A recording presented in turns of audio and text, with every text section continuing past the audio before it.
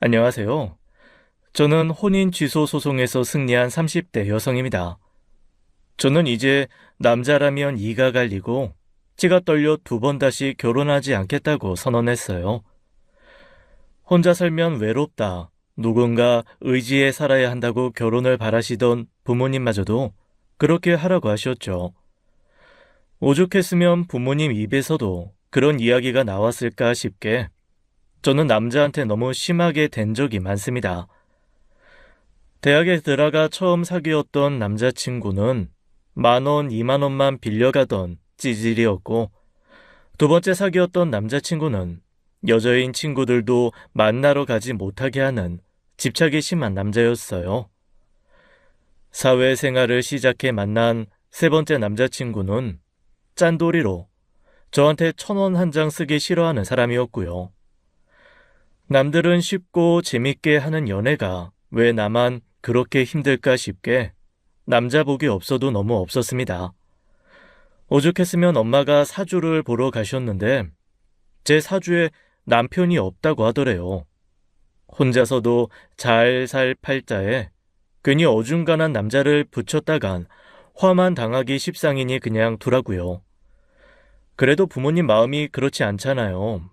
멀쩡하게 생겨 능력도 있는 딸이 마치 하자가 있는 것처럼 혼자 사는 걸 받아들이기 힘들어 하셨던 거죠. 그래서 아는 지인 통해 소개팅을 주선하셨는데 그게 바로 제 역사의 길이 남을 전 남자친구였습니다. 그 사람은 한 기업에서 브랜드 전략 쪽을 맡아 일하는 1살 연상의 남자였어요. 부모님 성화에 나간 자리에서 생각보다 대화가 잘 통해 몇 번 연락을 주고받다 네 번째 연애하게 된 것이죠. 전 남자친구들이 하도 문제가 많았다 보니 그 사람에 대한 기대도 크지 않았습니다. 그런데 생각보다 꽤 평범하고 연애다운 연애를 하긴 했어요. 늘 지긋지긋한 문제 하나로 골치 아픈 연애를 했기에 평범한 데이트, 평범한 싸움을 하게 되는 그 사람과의 연애가 싫지 않았습니다. 딱 하나 좀 걸리는 게 있다면 가족이 화목해도 너무 화목한 것 같다는 게 흠이었어요. 어제 봤던 영화 말이야. 누나한테 이야기했더니 이번 주말에 자기랑도 같이 가자더라. 그래? 누나도 영화 좋아해? 그럼 우리 남매가 한때 영화 광이었거든. 누나도 나도 바빠지면서 영화관 뜸했는데 모처럼 말 나온 김에 이번에 가보려고. 가만 보면 누나랑 되게 사이가 좋은 것 같아. 나는 우리 오빠랑 영화관 간 적 한 번도 없거든. 정말? 나는 누나랑 자주 쇼핑도 가고 맛집도 가는데 하긴 내 주변에 봐도 우리 남매 같은 케이스는 뭐 드물긴 해. 사이 나쁜 것보다 좋은 게 낫지 뭐. 처음엔 그게 참 신기하면서도 좋아 보였어요. 저도 위로 오빠가 하나 있는데 사이가 나쁘진 않지만 따로 만나 식사할 일은 없거든요. 그런데 만나다 보니 뭘 저런 걸 다 누나한테 이야기하지 싶은 것들이 있었습니다. 근데 어제 일 우리 누나한테도 말하니까 그건 좀 아닌 것 같다더라. 우리가 나이가 적은 것도 아니고 결혼 생각하며 만날 사이인데 어버이날 그냥 넘어가는 건 좀 아니지. 그걸 누나한테 이야기했어? 뭐하러 그런 얘기까지 해? 자꾸 나윤이 네가 네 말이 맞다고 하니까 같은 여자로서 어떻게 생각하는지 물은 거지. 그래도 그걸 누나한테 이야기하면 날 어떻게 생각하겠어? 오빠 말대로 우리가 나중에 결혼할 사이면 내가 오빠 누나한테 좋은 사람으로 남아야 하는 거 아니야? 그러면 너가 내 말을 잘 따라주면 되는 거잖아. 그 말이 아니잖아. 아, 됐다 됐어. 됐다니 왜 말을 그렇게 해? 질려서 말 안 한다는 사람처럼 할 말 있으면 제대로 해. 그 이야기들이 되게 안 좋은 쪽으로 이어진 이 문제였어요. 제가 보기에 남자친구는 집에 괜한 말을 해서 문제를 만드는 편이었습니다. 어버이날 문제도 그래요. 아무리 결혼 정년기 남녀라지만 저는 결혼도 하기 전에 상대 부모까지 챙기는 건 좀 아니라고 생각했거든요. 본격적으로 결혼 이야기가 나왔을 때부터 시작해도 충분한 일이니까요. 그 일로 한참 실랑 일을 했는데 그걸 또 고스란히 누나한테 가서 말한 겁니다. 누나도 부모님도 다 같이 사는 집에서 그 이야기를 했으니 결국 남자친구 부모님도 들었다는 거잖아요. 괜히 원치 않게 그쪽에 안 좋은 인상부터 남기는 것 같아 제 입장에선 기분이 상한 거예요. 그러면서도 헤어지지 않았던 건 전에 사귀었던 남자친구들과 달리 남자친구가 항상 먼저 손을 내밀었다는 거예요. 아무리 심하게 싸워도 결국 자기가 경솔했다고 먼저 숙이고 들어왔거든요. 저는 그게 저한테만큼은 쓸데없는 자존심 부리지 않는 걸로 생각해 좋았습니다. 그러다 슬슬 진짜 결혼 이야기가 나올 무렵이었어요. 확실히 정한 건 아니었고 어렴풋이 내년 가을쯤 할까? 그럼 인사는 언제쯤 하는 거 좋겠지? 그런 식으로요. 두루뭉술한 계획이 오가기 시작할 때였지요.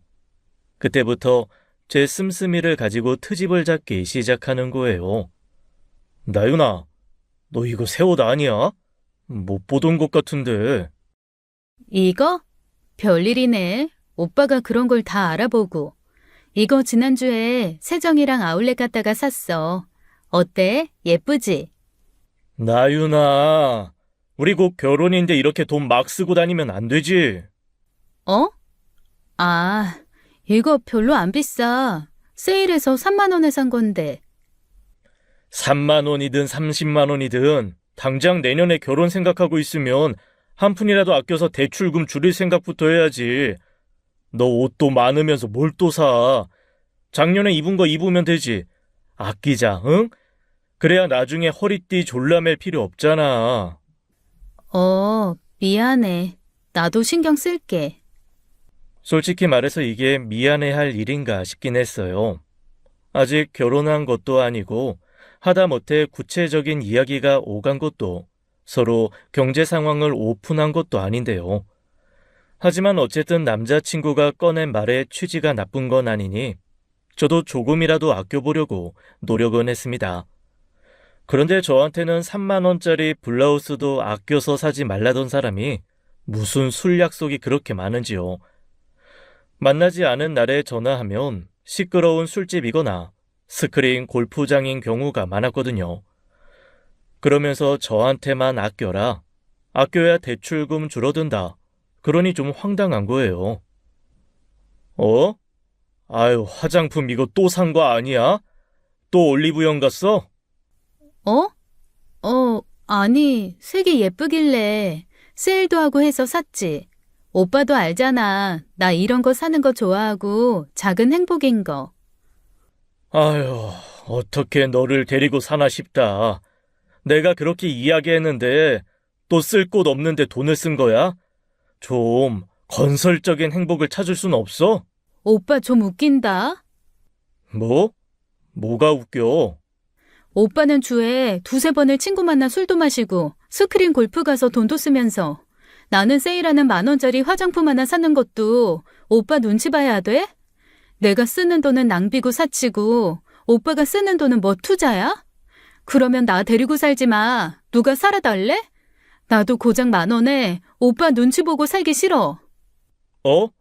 아니, 그게 아니라 나는 제가 꼭 꼬집어 따져 묻자 남자친구는 깜짝 놀라며 말을 더듬더라고요.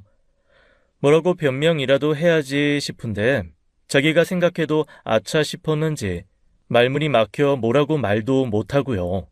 솔직히 그때 정이 좀 떨어지더라고요.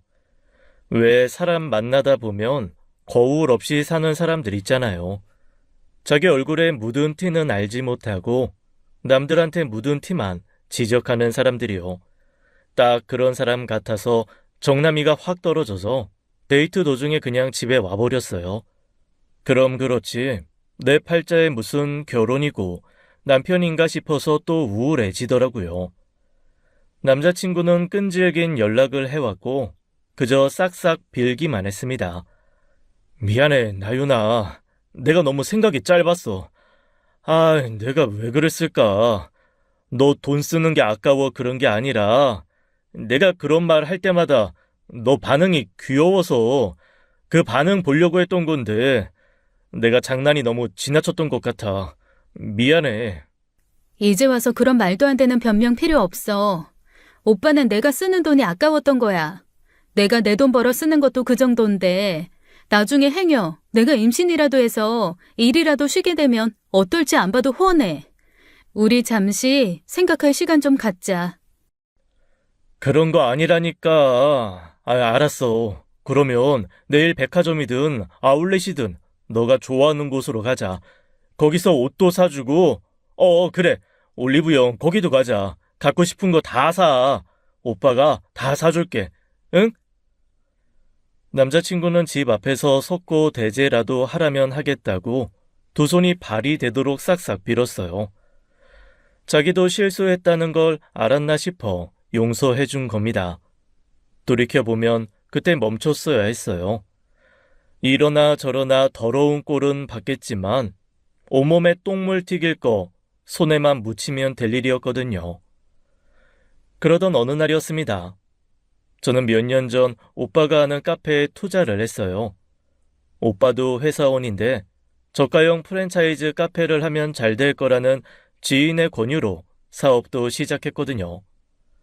그때 모자란 돈을 제가 모은 돈에서 빌려줬고 대신 매달 매출 일부분을 받기로 되어 있었습니다. 돈을 받기로 한 이후로 한 번도 쉬지 않고 많든 적든 매달 수입을 나눠받았어요. 그런데 갑자기 남자친구가 그러는 겁니다. 근데 요즘 형님 카페 매출이 좀 떨어졌던데 괜찮아? 옆에 다른 프랜차이즈 카페가 생겨서. 근데 오빠가 그걸 어떻게 알아? 내가 말한 적도 없는데. 어? 예상이지 뭐. 거기 근처에 다른 프랜차이즈 들어왔다는 거 나도 알고 있었거든. 그래서 매출 떨어졌겠다 싶어서. 뭐 어쩔 수 없지. 예상 못한 바도 아니니까. 그래도 고정층 단골이 있어서 나쁘진 않대. 저는 그때 그 남자친구 말을 대수롭지 않게 들었어요. 남자친구가 뒤로 상상도 못할 짓으로 알아냈다는 생각도 못한 채 말이에요. 그러다 슬슬 결혼식장을 알아보고 다닐 무렵이었습니다. 남자친구가 불같이 화를 내는 거예요. 나윤아, 너 어머님한테 돈 빌려드렸어? 그걸 어떻게 알았어? 어떻게 안 게 중요한 게 아니라 어떻게 나한테 상의도 없이 그렇게 큰 돈을 빌려드려? 엄마가 잠깐 쓴다고 가져가신 거야. 어차피 일주일이면 다시 준다고 하신 거고. 내가 내 돈 엄마한테 돈 1,000만 원 잠깐 빌려주는 것까지 오빠한테 말해야 돼? 해야지. 결혼할 사이에 그런 경제적인 문제를 일으키는 게 말이 돼? 이건 부부간의 신뢰 문제야. 돈이 전부가 아니지만 결국 돈 몇 푼의 의의가 상하고 가족이 해체가 되는 거라고. 오빠 말대로 우리가 부부라도 됐거나 하다못해 엄마한테 오래 빌려줘야 하는 돈이면 말했겠지. 잠깐만 쓰고 바로 넣어주신다고 한 거고. 우리 엄마 자식 돈 가져다가 안 줄 사람도 아니야. 내가 결혼 앞둔 거 뻔히 아는데 그러시겠어? 아니, 대체 어떻게 알고 따지는 거야? 내가 오빠한테 말한 적도 없는데. 그것까진 네가 알 거 없고 앞으로 이런 일 없었으면 좋겠다. 솔직히 이번 일로 나 많이 실망했어. 그때까지만 해도 남자친구가 대체 어떻게 그 사실을 알았나 싶었어요. 가장 유력한 가능성은 제 은행 어플을 봤나 싶었던 거였는데 은행 어플에는 비밀번호가 있어 불가능했습니다. 일주일 뒤 엄마가 돈을 보내주셨는데 결혼한다고 그동안 제가 엄마한테 맡긴 돈까지 다 보내주신 거예요. 사회 초년생 때 엄마가 돈 관리를 대신 해주시겠다며 생활비 일부만 빼고 다 가져가신 적이 있거든요. 3년 정도 그렇게 하다가 제가 돈 관리를 하겠다고 해서 그때부터는 제가 했었습니다. 그 전에 준 돈을 받을 생각도 없었어요.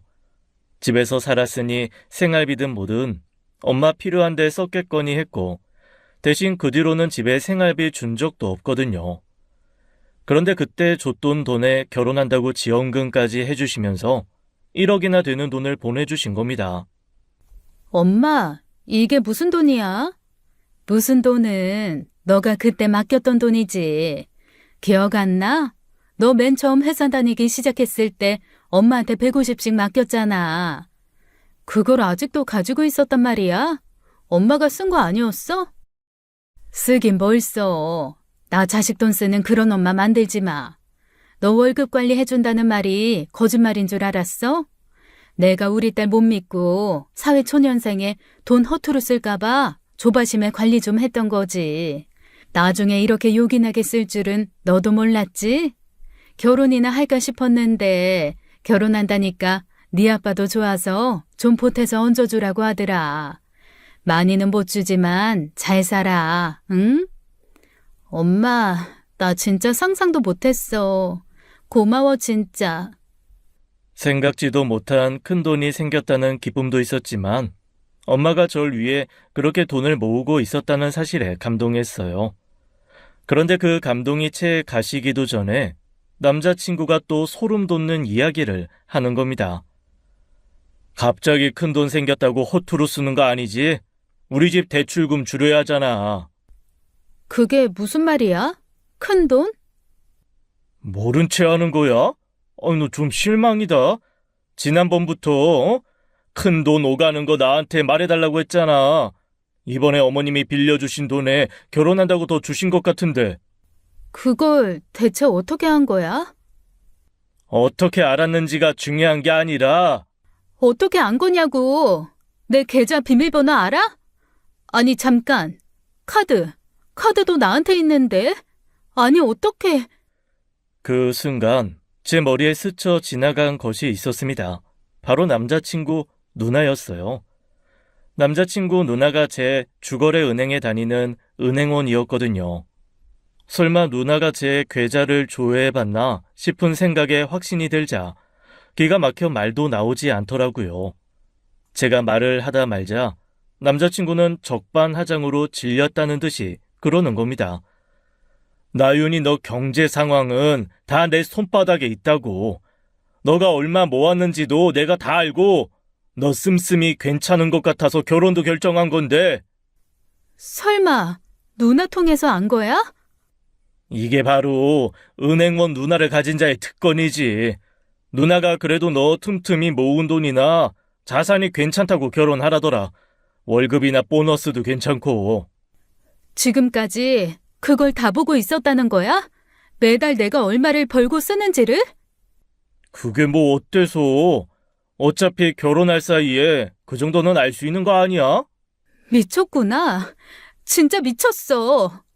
미쳤다니. 말을 왜 그렇게 해? 미치긴 누가 미쳐. 누나가 우리 가족 될 사람 씀씀이 좀 확인하고 싶어 그런 건데.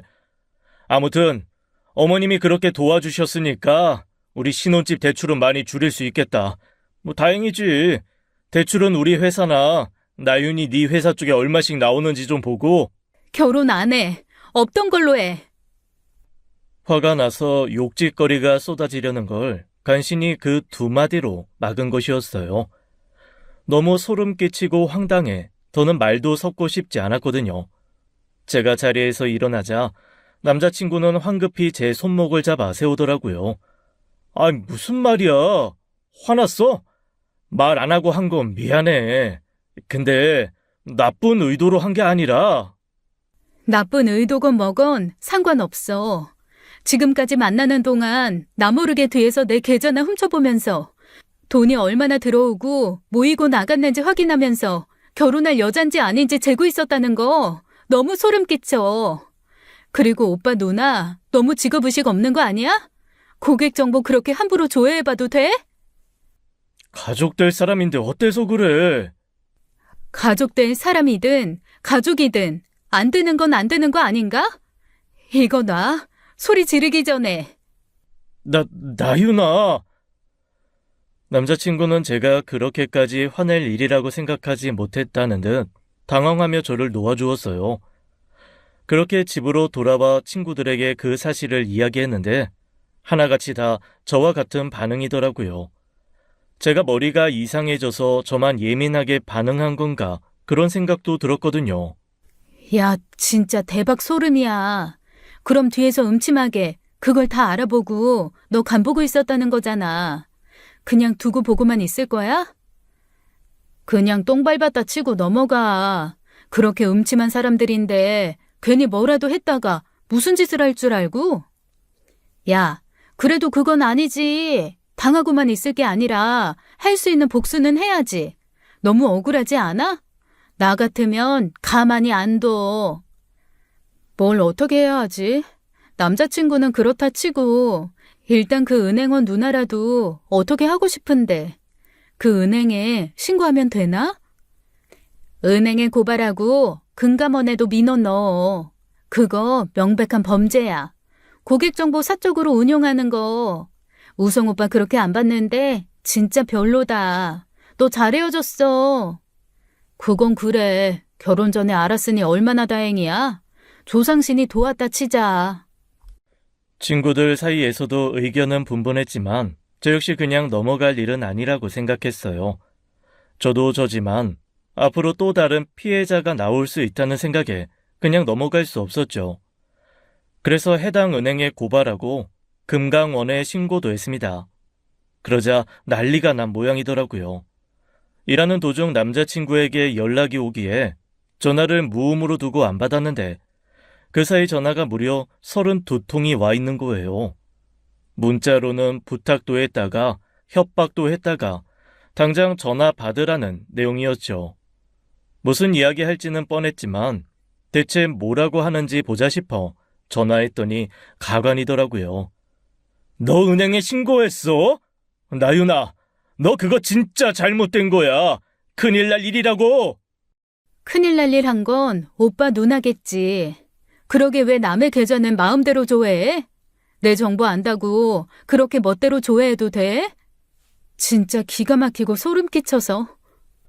미안하다고 했잖아. 너 정보 팔아먹고 그러려고 한 것도 아닌데 그게 뭐라고 신고까지 해. 지금 너 때문에 우리 누나 큰일 났어. 조사받고 쫓겨나는 것도 모자라 벌금까지 내게 생겼다고. 그러니까 그게 왜 나 때문인데? 오빠 누나가 처음부터 그런 짓을 하지 않으면 될 일이잖아. 잘못된 일로 벌 받는 게 그게 내 탓이야? 전화하지 마. 오빠한테는 할 말도 뭣도 없으니까. 기대했던 대로 벌을 받게 됐다는 말에 기분이 좀 풀리더라고요. 그러니까 애초에 그런 짓을 안 하면 되는 거잖아요. 똥 밟은 셈 치고 잊자고 생각하며 바로 주거래 은행의 월급 통장도 다 바꿨습니다. 그런데 그게 끝이 아니었어요. 어느 날 회사 1층 로비에서 소란이 있다며 저를 부르기에 대체 무슨 일인가 싶었습니다. 저 때문에 소란이 일어났다기에 전 남친이라도 찾아왔나 했어요. 그런데 웬 중년의 여자가 로비에 주저앉아 울면서 제 이름을 부르고 난동을 부리는 게 아니겠어요? 최 대리, 이분 알아? 네? 아니요. 저는 모르는 분인데. 저기 어떻게 오셨어요? 뭐야, 네가 최나윤이야? 나 우성이 엄마야. 그 순간 아차 싶었습니다. 설마 제 시어머니가 될 뻔한 사람이 찾아올 거라고는 생각지도 못했거든요. 놀라 입을 떡 벌리고 있자 그분은 일어나서 제 멱살을 잡고 소리쳤어요. 너 때문에 내 딸 잘렸어. 너 때문에 내 딸 인생 망쳤다고. 탄탄대로인 내 딸 인생에 재뿌린값 내놔. 내 딸 인생 망친 값 내놓으라고. 아, 이거 왜 이러세요? 좀 놓으세요. 놓긴 몰라. 너 죽고 나 죽자. 그게 뭐라고 신고를 해? 응? 그깟게 뭐라고 신고를 해? 해픈 년, 돈 해프게 쓰면서 내 아들 월급 축낼까봐 감시 좀 한 건데 그게 뭐 그렇게 잘못됐는데? 우리 딸이 네 돈을 훔쳤어? 사기를 쳤어? 뭘 했다고 신고를 해? 책임져. 우리 딸 인생 책임지라고. 아유, 아주머니, 놓고 말하세요. 좀 놓고. 경비! 그야말로 그런 난리가 없었어요. 멱살을 잡다 머리채를 잡아뜯고 이리저리 흔들며 살도 꼬집고 때리고요. 결국 신고받고 온 경찰에 나란히 실려가 조서를 작성했어요. 그리고 그 자리에서 그분을 명예훼손과 폭행으로 고소했죠. 병원 가서 진단서도 끊어서요. 결혼 전에 알아서 망정이지 그 집 구석이 그렇게 개판인 걸 결혼하고서 알았으면 어쨌나 싶더라고요. 회사에도 이상한 소문이 다 퍼졌고 일일이 해명하는 것도 지쳐갈 무렵 회사로 또 달갑지 않은 사람이 찾아왔어요. 바로 전 남자친구였죠. 그분처럼 난동이라도 부리면 어쩌나 싶었는데 비교적 차분한 표정으로 조용한 데서 이야기 좀 하자더라고요. 상대도 하고 싶지 않았지만 어머니 일로 찾아온 것 같아 회사 근처 카페로 가서 이야기했죠. 이렇게까지 해야겠어? 엄마도 속상해 그러신 건데. 속상하다고 다 그런 짓을 하진 않아. 미안해. 솔직히 말하면 그게 뭐가 그렇게 잘못된 일인지 인식하지 못했어. 진심으로 사과할게. 미안해. 그러면서 남자친구는 남들이 보건 말건 갑자기 제 앞에 무릎을 꿇었어요. 놀라고 당황스러웠지만 그 마음만큼은 진심이구나 싶어 되따며 앉으라고 했죠. 누나가 은행에서 잘리고 벌금도 물었어. 누나 상황이 좋지 않아서 엄마가 직접 와서 사과하시긴 힘들어.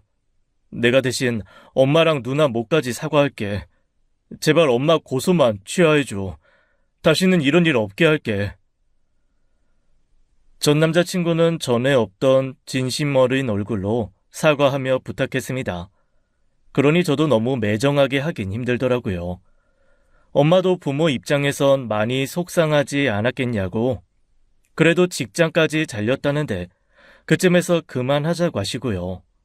그래서 다시 찾아오지 않는다는 각서를 받아낸 후 고소는 취하했습니다.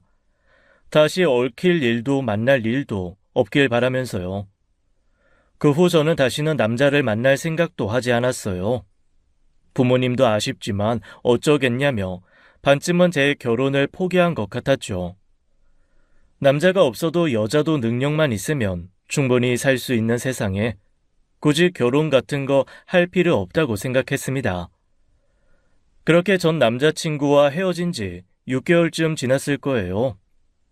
바라지도 않고 기대도 없이 살던 저에게도 영화 같은 사랑이 온 겁니다.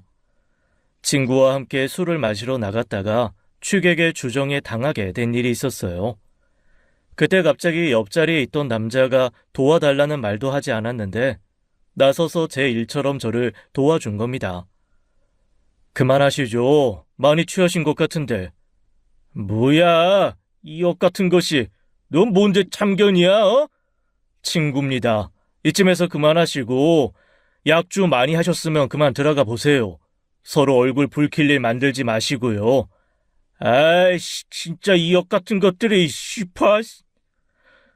키도 크고 체격이 좋은 믿는 남자가 나서자 취객은 금세 꼬리를 내리며 가게를 나가버렸어요. 괜찮으세요? 아, 네. 감사합니다. 너무 신경 쓰지 마세요.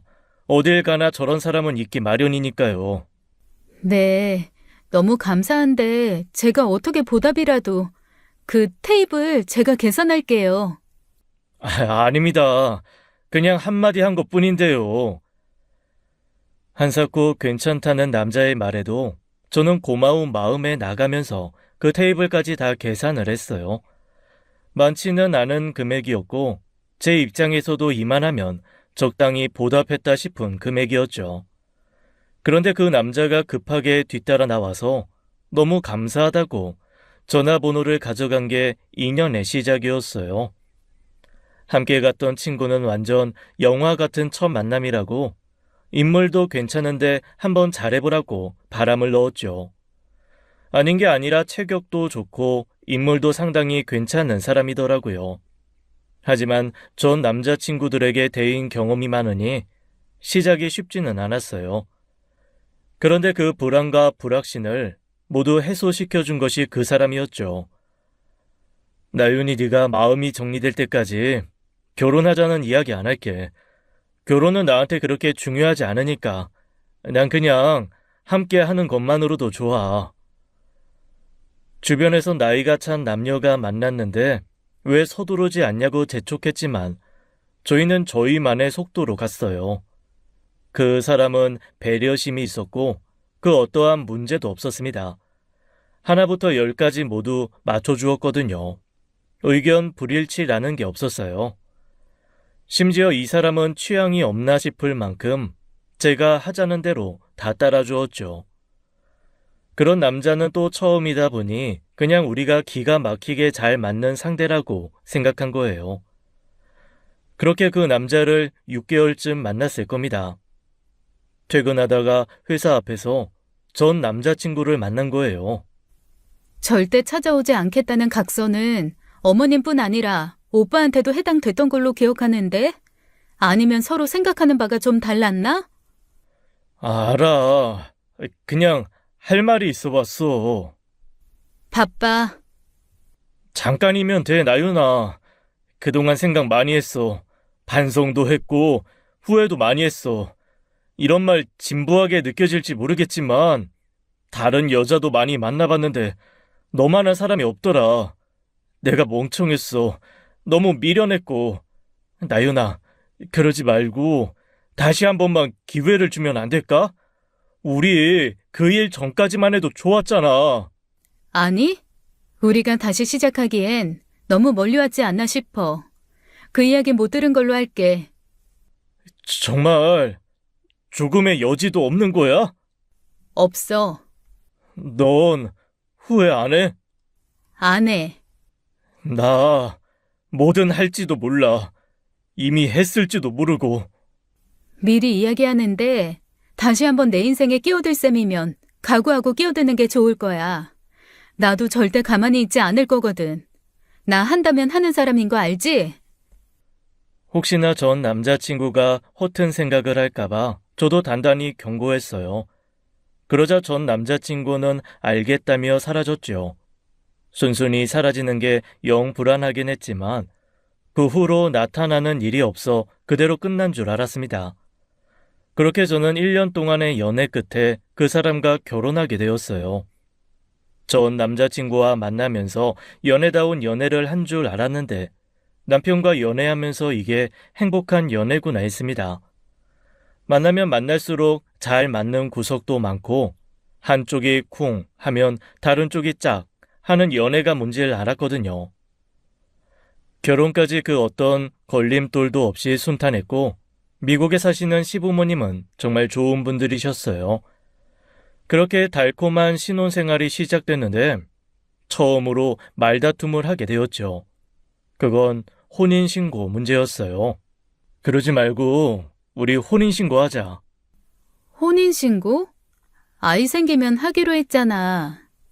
그럴 생각이었는데 다시 생각해보니까 지금 하지 않을 이유가 없을 것 같아서 이러다 아이 안 생기면 계속 안 할 거야? 그건 아니지만 요즘 누가 그렇게 바로 혼인신고한다고. 그래서 대출도 내가 받은 거잖아. 신혼집은 제가 모은 돈에 이자가 싼 회사 대출을 받아 제 이름으로 마련한 거였어요. 남편은 미국에서 와서 사회생활이 좀 늦었고 자리 잡을 때까지 시간이 걸려 돈을 많이 모으지 못했거든요. 차라리 그 돈으로 새 차를 사고 집은 제가 하는 쪽으로 정리가 된 거였습니다. 그래서 굳이 혼인신고를 먼저 할 필요성도 못 느꼈어요.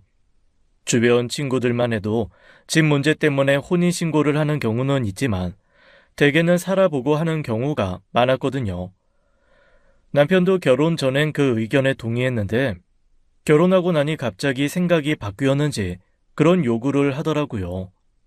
결혼식도 했고 같이 사는데 굳이 혼인신고 안 해도 부부는 부부 아니야? 그렇게 따지면 혼인신고 안 할 이유도 없는 거잖아. 그냥 진짜 서로 법적인 보호자가 됐으면 싶어서 그래. 내 친구들은 다 결혼식 하자마자 혼인신고도 같이 했대. 그래? 물론 해도 그만이긴 하지만 뭐. 한편으로는 나윤이 너한테 내가 남편으로서 제대로 인정받지 못한 건 아닌가? 뭐 그런 생각이 들어서 의기소침해지기도 해. 내가 아직 못 믿어온 거야? 어? 아니야 그런 거. 그냥 다들 그렇게 한다니까 나도 별 생각 없던 거지. 정 그러면 혼인신고하자. 오빠 말이 틀린 것도 아니니까. 남편을 많이 사랑하기도 했고, 분명 이전에 형편없는 전 남자친구들과는 다르다는 생각은 했어요. 하지만 워낙 당한 경우가 많다 보니 혹시 모른다는 생각이 남아 있었던 겁니다. 솔직히 말해 내키진 않았지만 시까지 올렸는데 무슨 상관인가 싶어서 혼인신고도 마쳤죠. 그런데 또 어느 날은 갑자기 전화번호를 바꾸라는 요구를 하는 거예요. 전화번호를 바꾸라고? 갑자기? 아무래도 불안해서 그래. 너 전 남자친구 또 연락 오면 어떡해. 이미 차단했고 그 이후로는 찾아온 적도 없어. 갑자기 왜 그 사람을 신경 써? 말했잖아. 불안해서 그렇다고. 헤어지고 나 만나고 있는 상황에도 연락 온 사람인데 다시 한 번은 찾아오지 않겠어? 찾아와도 뭐 어쩔 건데. 나 그 사람한테 완전히 질려서 평생 비혼으로 살려고 했던 사람이야. 그 사람은 오빠한테 비교도 안 돼. 그러니까 그런 불안 갖지 마. 지금 번호 나 대학 때부터 썼던 건데 바꾸고 나서 바뀌었다고 연락하는 것도 귀찮고 싫어. 다른 이유도 아니고 고작 전 남자친구 때문에. 오빠 불안해하지 않게 혹시 연락 오면 바로 말할게. 남편은 그래도 번호를 좀 바꿨으면 좋겠다고 다시 한번 부탁했지만 마음이 움직이진 않았습니다. 전화번호부 목록에 보면 연락하진 않지만 그래도 지우기는 애매한 그런 사람들이 있잖아요. 전화번호를 바꾸게 되면서 그런 사람들에게까지 오랜만에 연락하게 될 상황을 두고 싶지도 않았고요. 그때까지만 해도 남편이 전화번호 변경을 요구한 이유가 전 남자친구에 대한 불안이라고 철석같이 믿었습니다. 기가 막히고 황당한 진실이 숨어 있는지도 모르고 말이에요. 그렇게 결혼 후 1년쯤 됐을 거예요. 갑자기 회사로 또 전 남자친구가 찾아온 겁니다. 정말 지긋지긋하더라고요. 연애가 끝난 지가 언젠데 잊을만 하면 찾아오고 잊을만 하면 모습을 보이는 게 질릴 정도였어요. 애초에 상대도 하지 않고 외면하자 제 뒤를 급하게 쫓아오는 거예요. 쫓아오지 마. 신고할 거야. 할 말이 있어. 너 꼭 들어야 돼. 안 들으면 후회해. 오빠한텐 들을 말 없어. 차라리 안 듣고 후회하는 게 나아. 네 남편 이야기인데도 끝까지 무시하고 가려던 제 발길이 우뚝 멈췄어요.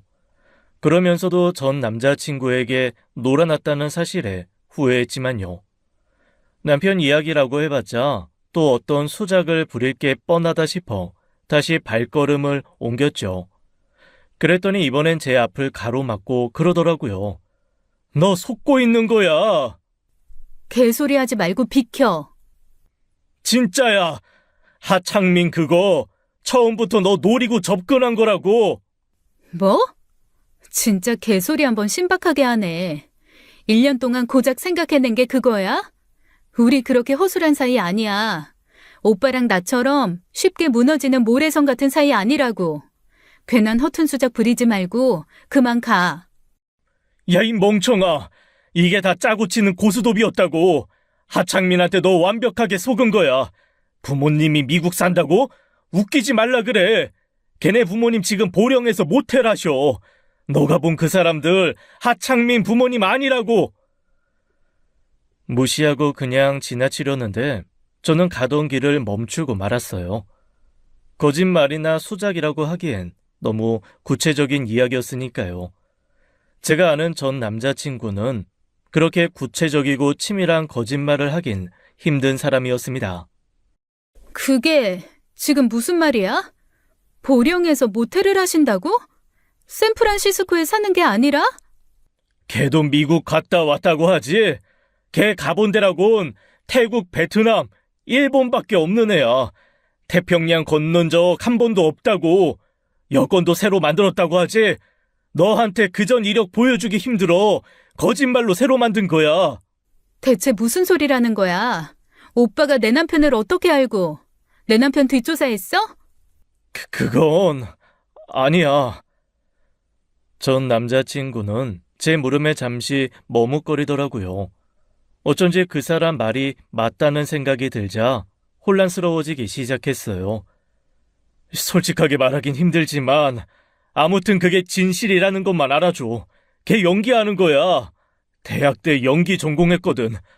너한테 퍽이나 진심인 것처럼 보이겠지만 그거 다 거짓말이라고. 전 남자친구가 저에게 하는 말은 그게 전부였어요. 처음부터 제게 의도적으로 접근한 연기 전공자라는 거요. 구체적으로 이야기해달라고 해도 솔직하게 말하기 힘들다며 말을 아끼고 그저 그 이야기만 했죠. 그렇게 집으로 오자 먼저 퇴근한 남편이 근사한 저녁을 마련해 절 기다리고 있더라고요. 왔어. 나 오늘 일이 빨리 끝나서 반차 쓰고 마트 가서 장 보고 이거 다 준비한 거야. 요즘 나윤이 너 야근으로 피곤해하는 것 같아서 짜잔, 삼계탕이야. 평소 같았으면 감동해서 그 자리에서 방방 뛰었을 텐데 전 남자친구의 말을 듣고 나니 그럴 기분이 안 났습니다. 표정도 좋지 않았을 거고요. 그걸 알았는지 남편이 걱정스러운 얼굴로 다가와 제 이마에 손을 짚더라고요. 왜 그래? 어디 아파? 피곤한 거야? 응, 그냥 좀 피곤하네. 어떡해. 오빠가 애써 준비해준 건데 나 먹기 힘들 것 같아. 얼른 좀 쉬고 싶어서. 그래, 얼른 쉬어. 내가 이건 그대로 냉장고에 넣어둘 테니까 이따가 배고프면 그때 먹자. 아니야, 오빠는 먹어. 나 먼저 씻고 누울게. 약 사다 줄까? 그냥 잠 좀 자고 싶어. 그땐 너무 혼란스러웠어요. 그 순간 제가 믿는 게 눈앞에서 절 위한 저녁을 차린 남편이 아닌 온갖 수작을 부리며 재결합을 노리던 전 남자친구였다는 것부터가요. 분명 개소리라며 무시해버려야 할 말에 휘둘려 남편을 의심하게 된 건 아닌가, 미련한 짓에 부부간의 신뢰를 저버리는 건 아닌가 두려웠어요. 그렇게 이틀 정도 고민 끝에 내린 결론은 전 남자친구에게 휘둘리지 말자는 것이었어요. 전 이미 결혼을 했고 제가 믿고 신뢰를 지켜야 할 사람은 남편이라고 생각한 거죠. 그런데 일주일 뒤 또 전 남자친구가 찾아온 겁니다. 아직도 안 헤어진 거야? 그 말을 듣고도 계속 살겠다고? 대체 나한테 왜 그래? 왜 내 인생에 자꾸 끼어드는 거냐고. 오빠, 제발 그만하자. 우리 끝난 사이야. 나 지금 행복해. 남편은 나한테 둘도 없이 잘해주고 나도 그 사람 많이 사랑한다고. 그러니까 제발 좀 내 인생에서 나가주라. 어? 제발. 그 말은 좀 충격이네. 그 말을 들으려고 온 건 아니지만 그래도 바로 잡을 건 바로 잡아야지. 일부러 너 행복에 방해가 되려는 건 아니야. 내가 진실을 아는데 그냥 넘어갈 수 없잖아. 무슨 진실? 대체 무슨 진실이길래 그렇게 질질 끌어? 말하려면 처음부터 끝까지 제대로 말을 하든가. 왜 사람 미치게 만들어? 그간의 답답함에 저도 모르게 울분이 터진 것 같았어요. 윽박 지르다시피 내지르자 전 남자친구는 움찔하더니 제가 상상도 못했던 말을 꺼냈습니다. 내가 시킨 거야. 뭐? 내가 창민이한테 시킨 거라고. 너한테 접근하라고. 그게 무슨 말이야? 오빠가 내 남편이랑 그렇게 가까운 사이라고? 미안해 나유나. 나는 네가 나쁜 남자한테 한번 대었다 오면 돌아올 줄 알았어. 그래서 그 자식한테 부탁한 거야. 내가 고양이한테 생선을 맡겼지. 똑바로 말해. 그게 다 무슨 소리야? 진짜로 오빠랑 창민 오빠가 처음부터 짜고 치는 판에 내가 있었던 거라고? 전 남자친구는 길에서 하긴 힘든 이야기라며 저를 카페로 데리고 갔어요. 그리고 그곳에서 저는 아주 충격적인 사실을 알게 되고 말았습니다. 알고 보니 남편은 전 남자친구의 고등학교 동창이었던 거예요. 저에게 말했던 이력, 가족 관계, 전공, 모든 게 다 거짓말이었습니다.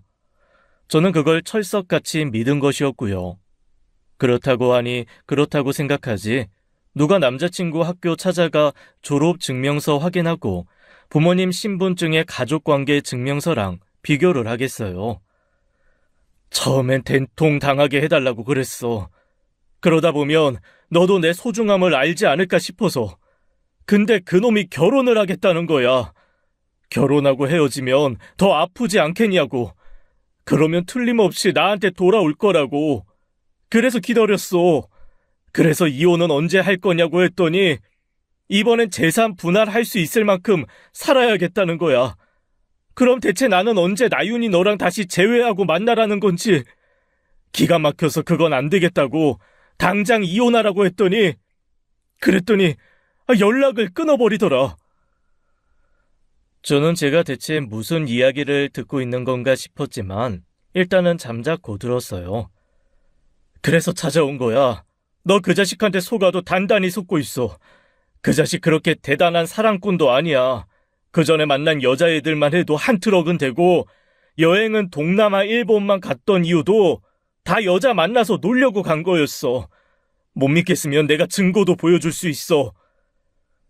그러더니 전 남자친구는 갑자기 핸드폰을 꺼내 이것저것 만지더니 음성 몇 개를 들려주더라고요.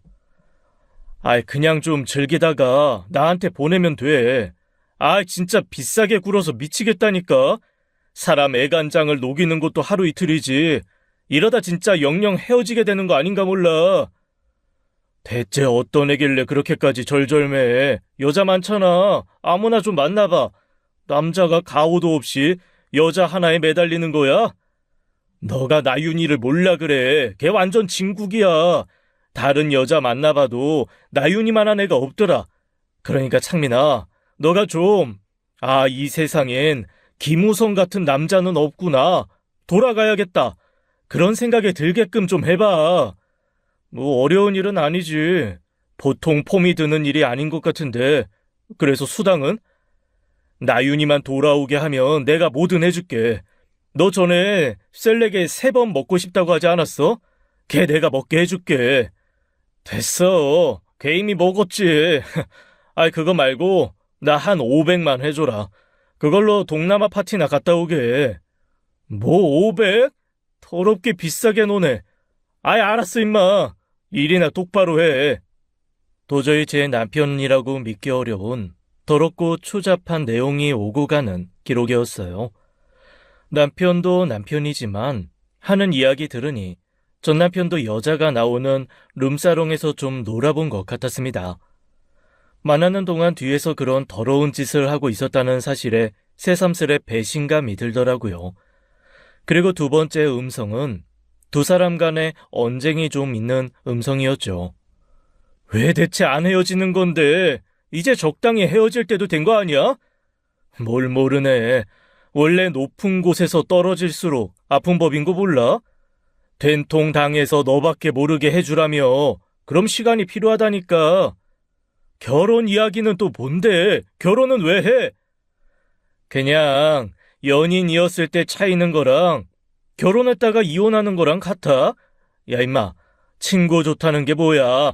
내가 확실한 애프터 서비스도 필요 없이 완벽하게 해주겠다는데 뭐가 문제야? 봐봐 친구야, 처음 취객 시나리오부터 내가 짠 거 아니야. 내가 연기 전공에 그때 시나리오 작법까지 공부했으니 그런 극적인 만남이 가능했던 거라고. 너도 기가 막힌 작전이라고 엄지 세우지 않았어? 그거야 그렇지만 시간이 너무 오래 걸리니까 그렇지. 대체 언제 돌아오는 건데? 조금만 기다려봐, 조금만. 원래 공들인 약이 쓰고 효과는 좋은 법이란다. 그리고 마지막 음성이 전 남자친구가 말한 재산 분할에 관한 음성이었어요. 더는 안 돼. 이혼하겠다고 약속했잖아. 야, 재산 분할은 받아야 나윤이도 타격이 있고 나도 좋은 거 아니야? 내가 500 해주겠다고 했잖아. 근데 무슨 재산 분할? 재산 분할하면 내가 너한테 반띵 해줄게. 그럼 됐지? 야, 내가 지금 돈이 아쉬워 그래? 내가 아쉬운 건 나윤이 하나라고. 알고 보니 걔 돈 엄청 많더라. 모아놓은 돈도 많고 월급도 장난 아니야. 너 알았어? 얼추 알기야 알았지. 아니, 내가 그것 때문에 헤어진 건데. 뭐 얼마나 많은데? 일단 부부로 지내는 시간이 충분히 필요해. 그러면 최소한 수천 원 받지 않을까 싶은데? 야, 그리고 생각해봐라. 이혼하려면 뭐 낌새가 있어야 할 거 아니야. 내가 바람나 이혼하면 재산 분할도 안 되고 내가 위자료 줘야 할 판인데 그건 안 되지. 아이, 그러니까 너는 왜 결혼을 해가지고 그건 좀 아니라고 했었잖아. 기다려봐. 내가 확실히 물어다 줄 테니까. 전 남자친구가 들려준 음성이 끝나고 저는 눈을 질끈 감았습니다. 도무지 믿기 힘들었지만 그건 분명 남편 목소리가 맞았어요. 첫 만남부터 모든 게 남편이 짠 시나리오였고 제가 거기에 보기 좋게 걸려들었다는 사실이 믿기 힘들었죠. 이 자식 내 연락 끊어버린 거 보면 그 돈 주기 싫어 그런 것 같아. 너랑 이혼한 후에 재산이라도 나눠 받으려고. 그러니까 나윤아, 속아 넘어가지 마. 그 자식 너한테 진심 아니라고. 어떻게 사람이 사람한테 그런 짓을 하나요?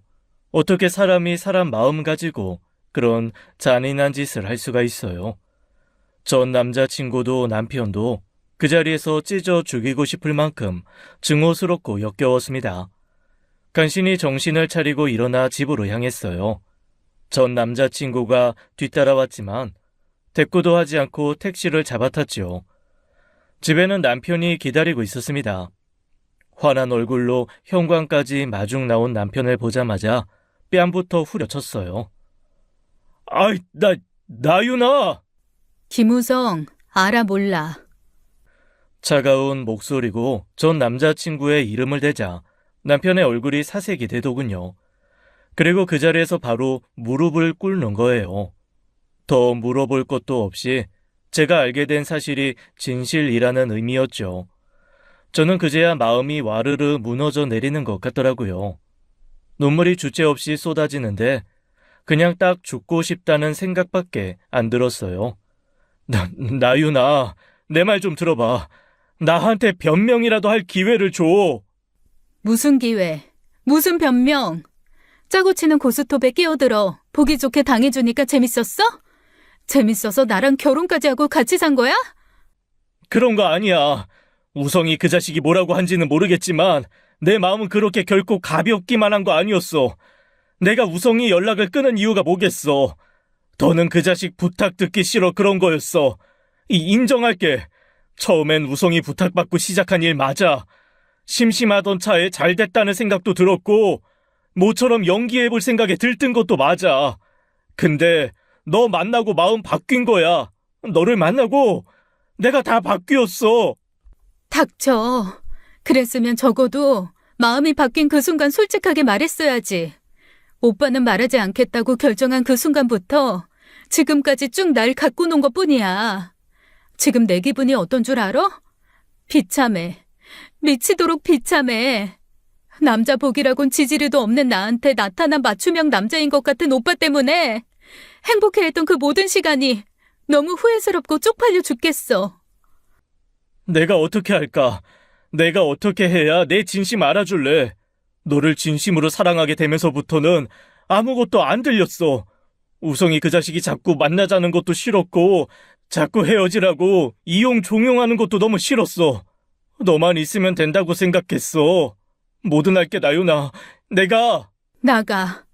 나윤아. 더러워. 나윤아. 나 만나기 전에 얼마나 더럽게 놀았으면 날 두고 룸사롱 여자를 대가로 내기를 했겠어. 얼마나 더럽게 놀았으면 날 넘기는 대가로 동남아 파티를 가겠다고 돈을 요구해. 오빠 진심 같은 거 관심 없어. 당장 내 집에서 나가. 한 번만 용서해줘. 제발 나윤아. 제발 한 번만. 나가라고. 제발 좀 내 눈앞에서 꺼지라고. 나가! 저는 손에 잡히는 걸 죄다 던지며 소리를 질렀습니다. 그렇게 하지 않으면 정신이 갈기갈기 찢겨질 것 같았거든요. 제가 미친 사람처럼 소리를 지르고 울부짖자 놀란 남편은 그제야 서둘러 집을 나갔어요. 문을 잠그고 안방에 들어가 베개에 얼굴을 파묻고 밤새 울었습니다. 울어도 달라지는 게 없다는 게 잔인한 현실이었죠. 그 후로 남편은 매일같이 전화해 한 번만 용서해달라고 간곡히 빌었어요. 적어도 남편이 하는 말은 진심인 것 같았지만 저는 그 두 사람을 용서할 생각이 눈꼽만큼도 없었습니다. 정신을 차린 후 변호사부터 찾아가 상담했어요. 그리고 그 두 사람을 상대로 소송을 진행했죠. 사기, 혼인 취소 소송, 손해배상 청구까지 할 수 있는 건 다 했습니다. 그러자 전 남자친구가 찾아와 억울하다는 듯 그러더라고요. 아이, 나윤아, 나는 솔직하게 말해줬잖아. 그럼 적어도 나는 빼줘야 하는 거 아니야? 나 아니었으면 너 지금도 꼼짝없이 당하고 있을 건데. 저는 그 말에 참지 못하고 전 남자친구의 뺨을 후려쳤습니다. 그것도 모자라 낭심을 그냥 세게 걷어차버렸죠. 억소리를 내며 고꾸라지는 전 남자친구의 등짝을 한 번 더 밟아주며 그랬어요. 맞은 거 억울하면 너도 소송해. 뭐든지 기꺼이 받아줄 테니까. 그리고 한 번만 더 나한테 찾아와서 그딴 개소리 짓거리면 그땐 그냥 너 죽고 나 죽는 거야. 알겠어? 그 많은 소송에는 시간이 좀 많이 필요했어요. 사기로 확정된 후 혼인 취소 소송까지 길기도 길고 그만큼 너무 괴로웠죠. 남편은 끝까지 사랑이라 우기며 혼인을 유지하려 했지만 저는 꼴도 보기 싫었습니다. 최소한 처음부터 깨끗하고 깔끔한 사람이었으면 다른 식으로 만났더라면 후회라도 했을 거예요. 그런데 뒤로 여자를 그렇게 만나고 추접스럽게 논 사람이란 걸 안 후로는 후회는커녕 그 사람과 함께한 모든 시간이 불결하고 후회스럽기만 했죠. 병원에 가서 성병 검사도 했지만 다행히 문제는 없었어요. 문제는 잠복기라는데 저는 남자 잘못 만난 죄로 평생 그 불안에 떨며 살아야 하는 거예요. 그 숱한 소송 과정을 곁에서 지켜보던 엄마는 그냥 혼자 살라고 하더라고요. 저도 그럴 생각이라며 결혼하면서 마련한 집은 팔아버리고 좀 더 작은 집을 얻어서 혼자 살고 있습니다. 끈질긴 연락에 전화번호도 바꿨고 오래 다닌 회사도 이직했고요. 세상에 결혼으로 행복한 삶을 사는 여자들도 많지만 저같이 남자 복이 지지리도 없어 괴로운 사람도 있어요. 결혼 못하고 남편 없다고 인생 망하는 것 아니니 저만의 인생을 꾸려가려고 합니다. 겨우 지옥에서 탈출한 제 앞날에 응원 한마디만 해주시겠어요?